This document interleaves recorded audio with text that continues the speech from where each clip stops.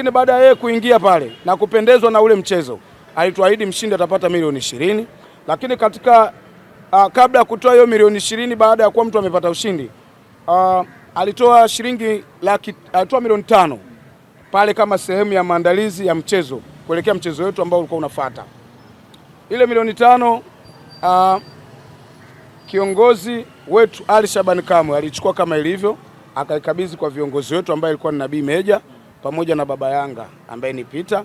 Baada ya kuwa wameichukua ile pesa pale Peter alichukua milioni 1 kama sehemu ya maandalizi ya usafiri na vitu vingine. Milioni 1 alikwenda kuratibu, hizi zingine tuligeiana pale. Tumeenda kwenye maandalizi ya mchezo. Baada ya hapo tukajiandaa vizuri. Tuwapongeze sana viongozi wetu, walitusapoti katika hilo kuelekea mchezo wa dabi ya mashabiki. Unaweza ukaona sisi ndio watu ambao tulivaa na kupendeza kuliko hata timu nyingine ya pili. Tulivaa vizuri, tulivaa matracksuit, tulivaa jezi ya mazoezi na tulivaa jezi ya mechi. Tukaingia uwanjani tukawa tumecheza mechi. Baada ya hapo sisi sio mabingwa. Tulipoteza mchezo kwa kufungwa goli 2. Simba ndo alikuwa bingwa, akakabidhiwa pesa zake.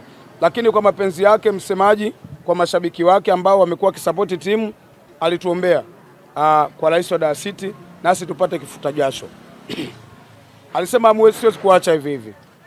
Akatupatia na sisi milioni 20. Alivyotupatia milioni 20, msemaji wetu alichukua kama ilivyo akawakabidhi viongozi wetu ambaye alikuwa ni Nabii Meja pamoja na Peter baba Yanga. Lakini wakati huo Nabii Meja alikuwa hapatikani kwenye simu. Alikabidhiwa baba Yanga, naye akasogea katika eneo la tukio, akaja na Godi alizigawa zile pesa kwa kuwasainisha watu kwenye karatasi. Akatuahidi na akatoa fedha. Kwenye ule mgao wa ile pesa ndo kulipokuja kuleta shida, lakini sisi tuliomba watupatie namna gani wameweza kugawa.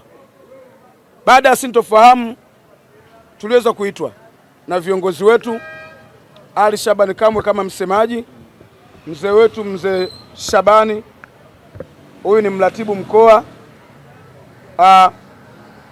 na kutoka kwenye idara ya wanachama na mashabiki kaka yetu Lugola, chini ya mkurugenzi wa idara ya wanachama na mashabiki Ibrahim Samuel, na wajumbe kadha wa kadha.